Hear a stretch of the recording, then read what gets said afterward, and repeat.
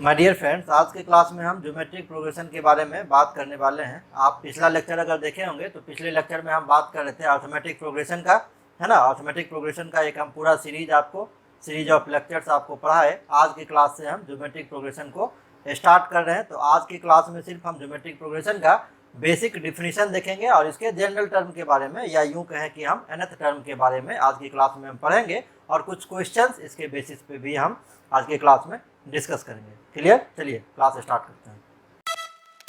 अगर हम इसके डेफिनेशन की बात करें तो कह रहा है, a sequence of non zero terms is called GP if the ratio of a term and the term preceding to it is always a constant quantity. जैसे आप मान लीजिए हम एक नंबर ले लेते हैं 2, 4, 8, 16, 32 एंड सो ऑन। अगर इसमें हम नेक्स्ट टर्म मतलब अगला टर्म 4 में पिछले टर्म से हम भागा दें, या यूँ कहें कि हम 8 में 4 से डिवाइड करें, या हम यूँ कहें कि 16 में हम 8 से डिवाइड करें, तो ये सब आपस में सेम आ रहा है। सबका वैल्यू कितना है? 2, एक कांस्टेंट नंबर के इक्वल आ रहा है। तो उस कांस्टेंट नंबर को हम क्या कहते हैं? जीपी में कॉमन रेशियो कहते हैं। तो ये जो 2 आया वो 2 आपका क्या हो जाएगा? कॉमन रेशियो हो जाएगा। किसका? जीपी का। और ये ए जो है, ये जो 2 है, ये क्या कहलाएगा? आपका फर्स्ट टर्म कहलाएगा। क्लियर? तो अगर जीपी में एक सीक्वेंस की बात करेंगे हम, तो फर्स्ट टर्म को क्या कहते हैं? ए कहते हैं। तो ये ए हो जाएगा। सेकेंड टर्म देखिए, कॉमन रेशियो कितना आया है? 2। अब फर्स्ट टर्म कितना है? 2। तो 2 को 2 से मल्टीप्लाई कर दीजिए, कितना आ जाएगा? 4। मतलब जो सेकेंड टर्म है ना, वो मल्टीप्लाई करने से ए में आर को मल्टीप्लाई कर देंगे तो सेकेंड टर्म आ जाएगा। और जब सेकेंड टर्म में आर से मल्टीप्लाई करेंगे तो थर्ड आएगा। थर्ड में आर से मल्टीप्लाई करेंगे तो फोर्थ, एंड सो ऑन आते जाता है। तो अगर हम थर्ड टर्म की बात करेंगे तो ए स्क्वायर, अगर थर्ड नेक्स्ट टर्म की बात करेंगे तो ए आर क्यू, एंड ये बढ़ते चला जाता है। ठीक है? तो अगर कोई सीरीज ज्योमेट्रिक प्रोग्रेशन में होगा तो next term upon previous term, next term upon previous term, next term upon previous term, सारे पूरे सीक्वेंस में सबका वैल्यू एक कांस्टेंट क्वांटिटी के इक्वल आएगा, जिसको आप क्या कहते हैं? कॉमन रेशियो कहते हैं। क्लियर? अब इसके जनरल टर्म की हम बात करते हैं। क्या लिखे हैं कि अगर ए फर्स्ट टर्म होगा एंड आर जो है ये कॉमन रेशियो होगा, देन nth टर्म जीपी का निकालने का फॉर्मूला है। nth टर्म को आप टीएन या एन कुछ भी कह सकते हैं, AR to the power n-1 से हम उसको निकालते हैं। आप यहाँ देख भी रहे हैं फर्स्ट टर्म में AR टू द पावर कितना? ए आप नहीं लिखिए, AR टू द पावर 0 कर दीजिए। 0 सेकेंड में 1 है, फिर 2 है, सेकेंड टर्म है तो पावर 1 है, थर्ड है तो पावर 2 है। एक कम जा रहा है, ए तो सब में है, तो अगर एनवा टर्म निकालेंगे तो ए तो होगा ही, और एनवा टर्म निकालें तो पावर एक कम हो जाएगा। तो कितना हो जाएगा? AR to the power n-1। उसी को हम लोग क्या कहते हैं? जनरल टर्म कहते हैं, जो हम यहाँ पे लिखे हैं। अब 2 पॉइंट है, नोट में हम लिख दिए हैं। nth term from the end of a GP consisting of n term is m-1th term from the beginning. आप इसको याद रखिएगा। अगर एक जीपी दिया हुआ और पीछे से पूछ रहा है कि एनवा टर्म कितना होगा सीरीज के बैक से, है ना। जैसे मान लीजिए कि ये सीरीज चल रहा है और ये सीरीज जो है आपका ये 64 तक जा रहा है। 64 तो ये है ना, ऐसे दिया हुआ। अब ये पीछे से पूछ रहा है कि थर्ड टर्म क्या होगा। तो यहाँ तो हम क्लियर देख रहे हैं कि पीछे से थर्ड टर्म 32 होगा, लेकिन अगर एक सीक्वेंस है, बीच में और भी नंबर है, तो आप उसको कैसे निकालेंगे? तो उसका फॉर्मूला निकालने का क्या है? AR to the power m-1, m-n। n क्या है आपका? पीछे से जो टर्म आप निकाल रहे हैं उसका वैल्यू। जैसे पीछे से तीसरा टर्म निकाल रहे हैं तो इस केस में n का वैल्यू जाएगा कितना? 3। और m जो है ये टोटल नंबर ऑफ टर्म है। अगर मान लीजिए टोटल नंबर ऑफ टर्म इस सीरीज में दिया हुआ, जैसे देखिए आप 1, 2, 3, 4, 5, 6, 7, तो m का वैल्यू हो जाएगा 7। ठीक है? तो हम देख रहे हैं पीछे से तीसरा टर्म का वैल्यू कितना है? 32 है। तो आप चाहे तो इसको निकाल भी सकते हैं। कैसे निकालेंगे? ए फॉर्मूला क्या है? AR to the power m-n। A कितना है? 2। आर कितना है इस सीरीज में? तो 2 है। तो 2 की पावर m-n। m कितना है? 7। n कितना है? 3। तो 7 - 3 कितना हो जाएगा? 4। तो 2 की पावर 4 कितना? 16। 16 इंटू 2 ये 32 आ जाएगा, जो आपका यहाँ दिया हुआ है। क्लियर? अब ये कह रहा है कि nth term from the end of a GP with last term L and common ratio R। ठीक है? अब आपको बता रहा है किसी जीपी में पीछे से अगर एनवा टर्म निकालते हैं एंड से, और उस जीपी का लास्ट टर्म दे दिया है आपके पास L है और कॉमन रेशियो R है, तो निकालने का फॉर्मूला है L into 1/R to the power n-1।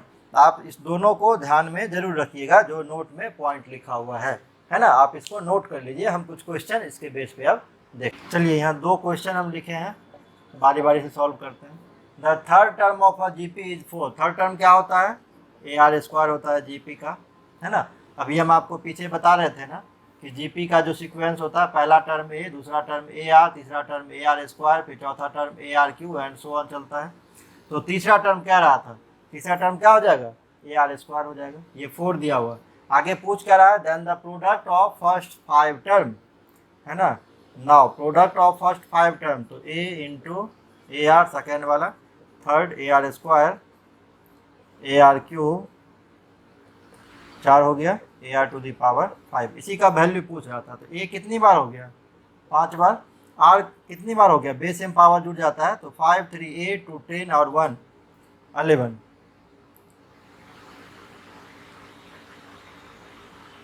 AR⁴ हो जाएगा ना, यहाँ 3 है तो 4 हो जाएगा। तो 4, 3, 7, 2, 9, 1 10 हो गया। क्लियर। अब हम इसको क्या लिख सकते हैं? इसको लिख सकते हैं AR²⁵ लिख सकते हैं ना। तो A⁵ R⁵ 10 हो जाएगा, है ना। आप कहेंगे सर आप ऐसा क्यों लिखे? तो मेरा आंसर इसी टर्म में दिया हुआ है। अब AR² को हम क्या कह रहे हैं? 4 कह रहे हैं, तो ये 4⁵ ये दे रखा है, तो ये बी नंबर ऑप्शन हो जाएगा। इसीलिए हम इसको, है ना, AR² के टर्म में लिख रहे हैं, ताकि हम डायरेक्टली उसका वैल्यू यहाँ से लिख पाए। क्लियर। इस क्वेश्चन में आते हैं। The first and second term of AP are x⁴ and x⁴n। तो A दिया हुआ है, फर्स्ट टर्म कितना है GP का? x⁴ और सेकेंड टर्म क्या दिया हुआ है? Second term x⁴n। Second term को AR कहते हैं, ये x⁴n दिया हुआ है। क्लियर। तो A तो दिया हुआ है ना आपके पास, x⁴ -4, R x⁴n। तो अगर हम यहाँ से R का वैल्यू निकालेंगे ना, तो ये डिवाइड लग जाएगा, इधर डिवाइड लग के पावर चूंकि माइनस है, आप ऊपर ले जाएंगे तो बेस सेम पावर सेम हो जाएगा, प्लस हो जाएगा, है ना। सेम नहीं, प्लस हो जाएगा। तो कितना हो गया? n+4 हो गया। आगे पढ़िए। If x⁵52 is the 8th term of the same progression, है ना। अब आप देखिए, यहाँ अगर 8th टर्म कर रहा है ना, तो पावर एक कम कर दीजिएगा, AR⁵7। इसका वैल्यू कितना है? x⁵52 दे रखा है। तो आपसे पूछ क्या रहा है? आपसे पूछ रहा है n का वैल्यू कितना होगा। A का वैल्यू आप पहले से जानते हैं, कितना है? x⁴ -4। और R का वैल्यू भी आप जानते हैं, कितना है? x⁴n+4 whole to the power 7 is equal to x⁵52। इसको जैसा सॉल्व कर लीजिए, x⁴ -4 इंटू में हो जाएगा x⁴, गुना हो जाएगा ये दोनों, है ना। तो 7n+28 is equal to x⁴52। Base same तो पावर ऐड हो जाता है, इधर कितना हो जाएगा? x⁴ 7n और 28 में से 4 चला गया, तो कितना हो जाएगा? ये 24 हो जाएगा, is equal to x⁴52। Base same तो पावर आप इक्वेट कर दीजिएगा, 7n+24 इज इक्वल टू 52। तो 7n इज इक्वल टू, ये उधर जाके घट जाएगा तो कितना हो जाएगा? घट जाएगा, तो 2 में से 4 गया तो 8, और ये 4 में से 2 गया तो 2, ये 4 टाइम कट जाएगा, तो n का वैल्यू आपका 4 आ जाएगा। n का वैल्यू 4 दिया हुआ है क्या? हाँ, ऑप्शन नंबर बी में दिया हुआ है ये। इस क्वेश्चन में A1, A2, A3, AN एक GP दिया हुआ है, और इस तरीके से दिया हुआ है कि A4/A6 ये 1/4 है। अच्छा, A4 क्या होता है? हम आपको बताएं, AN या TN लिखते हैं, मतलब ये अगर A4 है तो ये चौथा टर्म हो जाएगा, A4 कहें या T4 कहें, बात इक्वल है, ठीक है। तो ये दिया हुआ है A4/A6 is equal to 1/4, and क्या दिया हुआ? A2 + A5 is equal to 216। तो A2 चौथा टर्म क्या हो जाएगा? AR³ हो जाएगा, अपॉन छठा टर्म AR⁵5 हो जाएगा। ये 1/4 दिया हुआ, A से A कट गया, और यहाँ ये भी कट जाएगा, तो क्या बच जाएगा? R² बच जाएगा। तो 1/R² बराबर 1/4, तो R बराबर कितना हो जाएगा? +-2 हो जाएगा, है ना। कंपेरिजन आप डायरेक्ट कर लीजिए या रिवर्स कर दीजिए दोनों को। R² बराबर 4, तो R का वैल्यू +-2 हो जाएगा। A2 कितना हो जाएगा? AR, और A5 कितना हो जाएगा? तो AR⁴, ये 216 दिया हुआ। क्लियर। दोनों में क्या कॉमन है? AR कॉमन है। AR अगर हम कॉमन निकाल लेते हैं, तो ये 1 + R³ बचता है, तो ये 216 है, ठीक है ना। आप R का वैल्यू निकाल चुके हैं, यहाँ पुट कर दीजिए। तो 2a इंटू 1 प्लस आर का वैल्यू प्लस अगर हम पुट कर रहे हैं तो कितना हो जाएगा 8 हो जाएगा इज इक्वल टू 216। क्लियर। तो ये a इज इक्वल टू कितना हो गया 819, 9 टू जा 18 हो गया। 18 से अगर हम इधर भागा दे देंगे, ठीक है, अगर हम प्लस लेके कर रहे हैं तो ये कितना हो जाएगा 18 से भागा देंगे तो, है ना, भागा दीजिए 18 से जाएगा क्या, नहीं जाएगा, 2 से जाएगा 108 बार में, 2 से जाएगा कितना बार में 9 बार में, तो 108 अपॉन 9, 108 अपॉन 9, 108 अपॉन 7 दिया हुआ, कहीं गलत हो गया क्या, देखिए आप इसको। आर का वैल्यू 2 पुट किए हैं तो ये 2a हो गया, 1 प्लस 2 का क्यूब, तो 8 प्लस 1, 8 प्लस 1 9 हो गया, 9 टू जा 18, है ना, 108 अपॉन 9।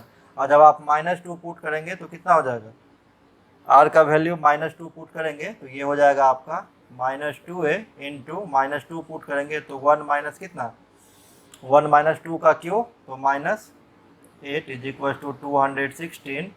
तो ये बाहर कितना निकलेगा, ये -2a है और ये बाहर निकल जाए कितना -7 इज इक्वल टू 216। तो ये हो जाएगा 14a इज इक्वल टू 216। तो a इक्वल टू कितना 216 अपॉन 14, तो 108 अपॉन 7, तो ये 108 अपॉन 7, 108 अपॉन 7 ये आपका दिया हुआ ऑप्शन नंबर ए में, लेकिन प्लस में 12 आना चाहिए, तो कहीं गलत हो रहा है, आई थिंक क्रॉस चेक कर लेते हैं। A2 प्लस A5 216 दिया हुआ है, A2 हो जाएगा AR और A5 हो जाएगा AR टू दी पावर 4। तो अगर हम AR कॉमन ले लेते हैं, यहाँ से तो 1 बचेगा और यहाँ से A कॉमन ले लिए, R कॉमन ले लिए, तो R क्यू बचेगा, है ना। R का वैल्यू 2 पुट कर रहे हैं तो 2a इंटू 2 का क्यूब 8 प्लस 1 9 हो जाएगा, ये 216 है ना। 18 से डायरेक्ट भाग नहीं लगेगा क्या इसमें, हाँ लग तो रहा है, डायरेक्ट भी लग रहा है, ये 12 आ जाएगा। देयरफॉर आपका वैल्यू कितना आ जाएगा ए का, या तो 12 आएगा या तो 108 अपॉन 7 आ जाएगा। तो यही आपका ऑप्शन नंबर ए आंसर में दिया हुआ है। इस क्वेश्चन में A B C D P जो है वो डिस्टिंक्ट रियल नंबर दिया हुआ और इस तरीके से है कि दिस लेस देन 0 दिया हुआ। मल्टीप्लाई कर दिए A square P square plus B square P square plus C square P square minus 2abp minus 2bcp minus 2cdp plus B square plus C square plus D square less than equal to 0 दिया हुआ। Clear. A square P square और plus अगर हम B square को ले लेते हैं तो ये भी आपका दिया हुआ -2abp, तो क्या हो जाएगा ये हो जाएगा ap माइनस बी का whole square. Clear. B square P square है ना, प्लस अगर आप सी स्क्वायर को ले लेते हैं तो ये बी सी पी दिया हुआ, तो कितना हो जाएगा ये बी पी माइनस सी का होल स्क्वायर पे आप तोड़ दीजिए तो A square plus B square A square P square plus B square minus 2abp ये सब आपका दिया हुआ था, इसीलिए होल स्क्वायर हो गया। इसका भी टर्म दिया हुआ तो होल स्क्वायर लिख लिए। ठीक इसी तरीके से सी स्क्वायर पी स्क्वायर, तो सी पी माइनस डी एक बच गया है, तो अगर डी का होल स्क्वायर आप कर लेते हैं तो सी स्क्वायर पी स्क्वायर मिल गया प्लस डी स्क्वायर, तो प्लस डी स्क्वायर है माइनस 2cdp यहाँ पे दिया हुआ, ये लेस देन इक्वल टू 0। अब किसी नंबर का स्क्वायर का एडिशन 0 से छोटा तो हो ही नहीं सकता, ये तो पॉसिबल ही नहीं। तो क्या हो सकता है यहाँ से हो सकता है कि ये 0 के इक्वल हो सकता है। ठीक है, minus C is equal to C P minus D, सब का वैल्यू आपस में 0, ये पॉसिबल है। क्लियर। और जब आप इसको सॉल्व कीजिएगा ना तो ये कुछ ऐसा आ जाएगा A by B is equal to B by C is equal to C by D, सब का वैल्यू पी के इक्वल आ जाएगा। और क्या देख रहे हैं हम, दो टर्म का रेशियो सब का वैल्यू पी है, तो किस में होगा आपका ये सारा नंबर, तो A B C D are in G P में ही होगा, तब B by A C by B D by C, या इसका आप रिवर्स करेंगे तो सबका वैल्यू एक कॉमन रेशियो के इक्वल आएगा या कांस्टेंट टर्म के इक्वल आएगा, इसीलिए ए बी सी डी किस में हो गया आपका जीपी में हो गया, जो ऑप्शन नंबर बी में। इस क्वेश्चन में दिया हुआ A B C form a GP, दिया हुआ है A B C are in GP, GP में दिया हुआ है तो क्या हो जाएगा, बी का वैल्यू सेकेंड टर्म है तो ए आर, और सी का वैल्यू क्या हो जाएगा, थर्ड टर्म है तो A R square. Clear. Common ratio R भी दे रखा था इसीलिए हम लिखे हैं, और आर का वैल्यू 0 से 1 के बीच में है, ये भी आप मेंशन कर लीजिए, ये इंपॉर्टेंट पॉइंट है। If A 2b and 3c form an A P and A 2b and 3c किस में दिया हुआ है, are in A P. A P का प्रॉपर्टीज आपको याद है ना, क्या बताए थे हम, 2 into middle term is equal to first term plus last term. Clear. तो 4b is equal to A plus C, A को ए ही रहने दीजिए, सी का वैल्यू आप पुट कर दीजिए, कितना वैल्यू है तो ए आर स्क्वायर है। क्लियर। और बी का वैल्यू कितना है, बी का वैल्यू ए आर है। दोनों में कॉमन क्या है, ए कॉमन निकाल लीजिए आप, तो 1 प्लस 3r स्क्वायर, ए से ए को कैंसिल आउट कर दीजिए तो हो जाएगा 3r स्क्वायर, 4r को इधर ले आइए, minus 4r plus 1 equal to 0। 1 plus 3r ये स्क्वायर, ये तो पॉजिटिव ही रहेगा, 4r इधर से आया प्लस में उधर ले गए तो निगेटिव हो गया, इज इक्वल टू 0। ये क्वाड्रेटिक इक्वेशन आ गया, क्वाड्रेटिक इक्वेशन आप सॉल्व कर लीजिए तो ये 3r स्क्वायर है ना, 3r स्क्वायर, ये इसको लिख सकते हैं minus 3r minus r plus 1 is equal to 0। Clear. 3r common है, फैक्टराइज आपको आता ही होगा, हम ये मान के चल रहे हैं, नहीं आ रहा है तो सबसे पहले आप फैक्टराइजेशन सीखिए, है ना। एमसीए एंट्रेंस की और आईआईटी की तैयारी कर रहे हैं अगर, तो फैक्टराइज आना ही चाहिए आपको, नहीं आ रहा है तो बहुत बुरी बात है ये। ठीक है, फैक्टराइज के लिए आप दोनों को 0 के इक्वल कीजिए, 3r माइनस 1 इक्वल टू 0, तो r का वैल्यू कितना हो जाएगा 1/3। r माइनस 1 को 0 के इक्वल करेंगे तो r का वैल्यू कितना हो जाएगा 1। अब यहाँ कंडीशन क्या दिया हुआ कि r का वैल्यू जो है वो 0-1 के बीच में आना चाहिए, तो देयरफॉर r का वैल्यू जो है वो 1/3 हो जाएगा, क्योंकि 1 तो आप ले ही नहीं सकते हैं इस कंडीशन के अकॉर्डिंग। ठीक है, तो 1/3 ऑप्शन नंबर बी में पड़ जाए। इस क्वेश्चन में दिया हुआ है 3 positive numbers form an increasing GP, तो हम मान लेते हैं let numbers be A R and A R square. आगे पढ़िए, if the middle term is double then the new sequence are in किस में, ए पी में। नाउ कह रहा है कि अगर ये जो सीरीज दिया हुआ है इसको आप डबल कर दीजिए बीच वाले टर्म को, तो 2ar हो जाएगा, डबल हो गया, और तीसरा ए आर स्क्वायर है तो किस में हो जा रहा है, आर इन ए पी में हो जा रहा है। तो आप क्या निकालिए, कॉमन रेशियो निकालिए जीपी का। ए पी में तो प्रॉपर्टी फिर हम जानते हैं कि मिडिल का ट्वाइस, तो 4ar पहला और लास्ट के इक्वल हो जाएगा, और आप ए कॉमन ले लेंगे तो 1 प्लस आर स्क्वायर, ये किसके इक्वल हो जाएगा 4ar के, ए से ए कट गया तो 1 प्लस क्वाड्रेटिक फॉर्म कर रहा है आर स्क्वायर, इसको आप उधर ले जाएंगे, minus 4r plus 1 is equal to 0, therefore r equal to, formula आप लगा दीजिए क्योंकि फैक्टराइज ये नहीं होगा। फॉर्मूला क्या होता है आपको ध्यान होगा, फॉर्मूला अगर लिखा हुआ था quadratic equation ax square plus B X plus C बराबर 0, x बराबर होता है minus B plus minus root under B square minus 4ac divided by 2a। इसी पर सेट कीजिए तो 4 plus minus under root 16 minus 4 upon कितना हो जाएगा 2, तो ये आ जाएगा 4 plus minus root under 12 upon 2, है ना। और आप इसको कितना लिख सकते हैं, 4 है, पहले इसको आप लिख लीजिए, तो r इज इक्वल टू ये 4 प्लस माइनस 12 का कितना हो जाएगा 2√3 अपॉन 2 से आप भागा दीजिए तो 2 प्लस माइनस √3 ये r का वैल्यू हो गया। ठीक है, लेकिन कह क्या रहा, यहाँ कह क्या रहा, ध्यान दीजिए, इंक्रीजिंग जीपी, इसीलिए r का वैल्यू क्या हो जाएगा 2 प्लस √3 हो जाएगा। अगर डिक्रीजिंग जीपी दे देता तो 2 माइनस √3 आप कॉमन रेशियो का वैल्यू आपको लेना पड़ता है। तो ये ऑप्शन नंबर बी देख रहे हैं यहाँ पे सही आ रहा है, आप इसको नोट कर लीजिए। और अगर चलते चलते मैं वीडियो आपको अच्छा लग रहा है तो प्लीज़ चैनल को लाइक एंड सब्सक्राइब जरूर करके जाना। मिलते हैं नेक्स्ट वीडियो में।